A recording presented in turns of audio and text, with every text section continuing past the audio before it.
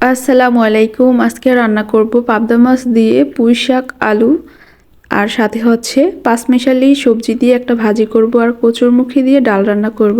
তো প্রথমে আমি কচুরমুখীটা সিদ্ধ বসিয়ে দিলাম, তারপর হচ্ছে এখানে আমি মাছটা রান্না করে নেব। সেই জন্য কড়াইতে পরিমাণ মতো তেল দিয়ে পেস্টটা একটু ভেজে নিয়ে এর মধ্যে কাঁচামরিচ বাটা, আদা রসুন বাটা দিয়ে এর মধ্যে পরিমাণ মতো লবণ দিয়ে হলুদের গুঁড়া, ধনিয়া গুঁড়া দিয়ে ভালোভাবে নেড়ে মশলাটা কষিয়ে নিয়ে এর মধ্যে মাছটা দিয়ে দিব। মাছটা পরিমাণ মতো পানি দিয়ে মাছটাও সুন্দরভাবে কষিয়ে নেব।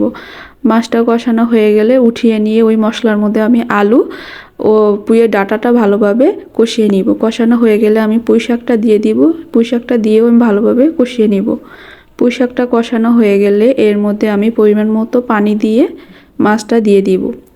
মাছটা দেওয়া হয়ে গেলে আমি ঢাকনা দিয়ে ডেকে আরও কিছুক্ষণ রান্না করে নেব। তারপরে আমি ধনিয়া পাতা দিয়ে নামিয়ে নিব।